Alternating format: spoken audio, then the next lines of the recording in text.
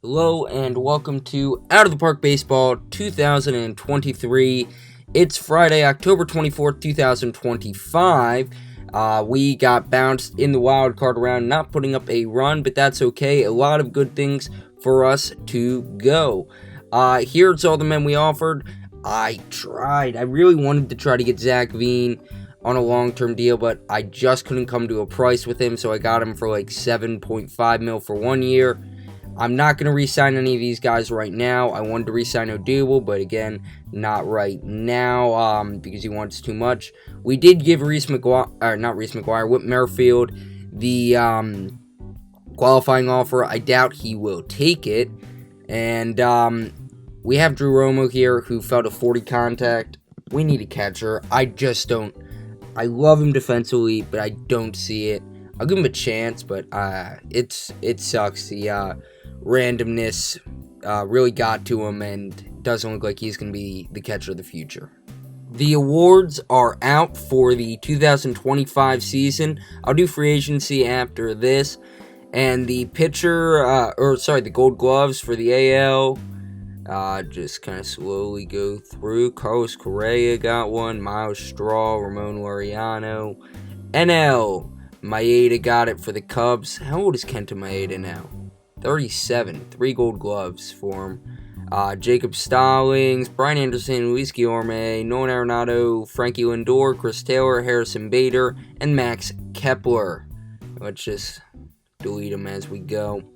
Anthony Castro won reliever of the year in the American League with Sean Rakowski getting some votes. So the relievers in the game are still doing good. It's the starting that's really been struggling. And Giovanni Gallegos. I've always just known Giovanni. I actually like this guy too, Gallegos. He's a really solid pitcher. Still in the Cardinals in this, and well-deserved. American League Silver Sluggers, Adley Rutschman, he got it for the catchers. Jacob Cruz for the Guardians, 27-year-old. Roberto Martinez, Bobby Witt Jr., so living up to the hype. Corey Seager at shortstop, Garrett Mitchell, Luis Robert, and Kyle Tucker and Edgar Martinez.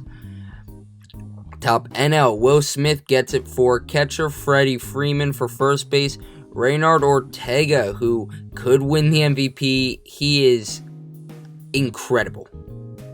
Incredible. Again, I'd like to know when he was signed. I mean, oh my goodness, look at those ratings. This guy is going to be insane. I mean, if he lives up to that potential where he's 65, he's going to be the best player maybe I've ever seen in OOTP. Like, it's incredible. Christian Rodriguez, Fernando Tatis, Zach Veen, Corbin Carroll, Dylan Carlson, and Juan Soto. So we got 2 of them there. Roberto Martinez wins the AL Cy Young. The AL Rookie of the Year. The NL Rookie of the Year goes to Esteban Machado. AL Best Manager goes to Brandon Hyde.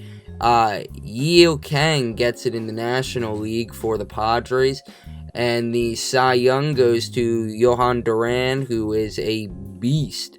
Absolute monster ratings-wise. Got his second in a row. And then finally, the streak was snapped. Hayden Mullins gets it for the Rockies. Probably the first ever Rocky to win Cy Young. But Corbin Burns' streak was snapped. Let's see how Corbin Burns did. Corbin Burns. I just did Corbin Burns. Burns, yeah, he struggled this year. He definitely struggled. But, yeah, his streak of, what was it, like 4 in a row was snapped. Trevor Rogers might have deserved it more. Sandy Alcantara had a really good year. Tyler Glasnow. So maybe not the highest deserving. Roberto Martinez, he wins the MVP for Baltimore. 50 home runs, 293. Yeah, he deserves it. Got all the first place votes. And then Juan Soto for us wins it in the NL. So we had 2 Silver Sluggers, the Cy Young, and the MVP in the National League. Juan Soto totally deserves it. Him and Reynard Ortega got the same amount of first place votes, but Soto did have the better year overall, at least hitting-wise in my opinion, with Zach Veen finishing 4th in voting. We're going to go to free agency, see if we can improve this team anymore in the offseason, and walk into 2026 with high aspirations. I've made my initial offers for free agency, but I've also made a trade here in the series. Go transactions, go to player trade, trade log, and you can see we traded Benny Montgomery and Drew Romo for MJ Melendez. Montgomery, I don't like the contact. I don't like the avoid Ks. I don't like just the type of hitter he is. Drew Romo, the decline is just too much for me, even with the catcher ability. So with MJ Melendez, 26 years old, arbitration guy after this season. He's still got good catcher ability, still got a good arm. He's a captain, and he's got very, very good hitting ability for a catcher. So I think that'll work out, and he can be a very, very good catcher for us for the future. Now, pending offers. We decided to go with a more cautious approach to this offseason, trying to save cash. I know it says $6 million, but that's because I've already said the development and scouting budgets, right? So here's the offers that we have made. It's a lot of small ones. We offered minor league deal to this guy, Tommy Doyle, extreme ground ball, good movement. Rodolfo Castro, I believe that's Yohan Martinez. Will Kincannon, who I actually really like a lot. I think Kincannon can be really good. Starling Marte, probably the highest or most well-known guy. We offered him a 1-year deal worth $6.5 million.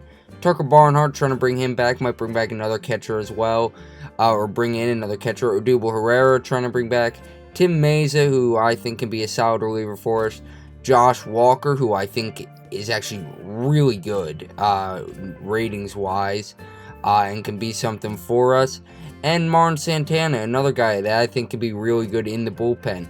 I'm probably going to try to look for another catcher in the offseason. If we go just default for catchers, you see here are the top guys. And nobody great that has... Jonathan Lucroy's still playing? Oh my. That has real good catcher ability. I mean, I guess Jonah Heim's not bad.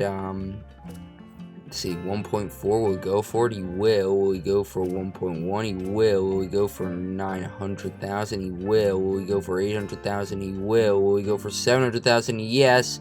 600. Okay, 700,000. I'll do that. Okay, boom. We got another catcher. Awesome, awesome, awesome, awesome. So we'll sign those guys, go to the Hall of Fame voting, Rule 5 draft, and we will get this offseason done and get this team ready for next season. I think the team needs an actual backup shortstop that can actually play shortstop, unlike Mauricio Dubon at this point in his career. So in the Rule 5 draft, we're going to draft Edwin Arroyo Jr. Of course, it doesn't let us because we have too many men on the 40-man. Sorry, Hunter Goodman.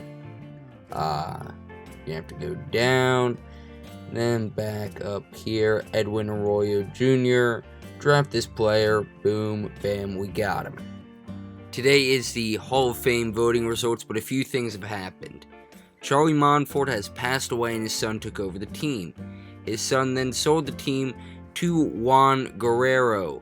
Now, as an owner, Juan Guerrero, here are his stats. He is demanding, which isn't great. He's an economizer, which isn't necessarily mean he wants only profit, but he's also not fiscally giving. His involvement is hands-off, which is great. His priority is balance, which I'm fine with, and he's delighted right now, which, I mean, of course he is. He just bought the team, right? But I'm okay with this overall. I mean, obviously, I don't want him to be dead. By him, I mean Charlie Monfort, but we got a guy here, Juan Guerrero, doesn't look bad. 53 years old, so probably for the rest of the save. Team, he wants us to reach the playoffs. He wants us to increase attendance by 2030 and build a championship team by 2029. All are reasonable. Hall of Fame voting results. Adrian Beltre makes it. Ichiro gets screwed again. Todd Helton should make it. CC, I don't think he should make it. Joe Mauer, K-Rod. So a lot of guys that can make it within the next few seasons. Adrian Beltre, though, totally deserved it. Really happy that he got in. We'll go to spring training, and then we will end this episode. Spring training starts today, so a quick look at the preseason predictions, then we'll get out of here. I didn't really make any moves. I think McNeil will come into opening day as a starting second baseman. His ratings did go up to get into a 45, which ties him with DJ LeMahieu. And I like McNeil when it comes to his ratings. I think he'd be really good. Don't really pay too much attention to this preseason prediction. They're much better during opening day. Like, they have us getting 87 wins. Okay, dog. But yeah, they do have Soto beasting out. Anyone for us pitching wise? No. Who's this? Eli Morse? Never heard of him. Is he a real person? Yeah, he is. So, hey, good for this guy. Doing awesome for the Cubs. But yeah, that'll do it for this episode. We'll be back with the beginning of the 2026 campaign next time.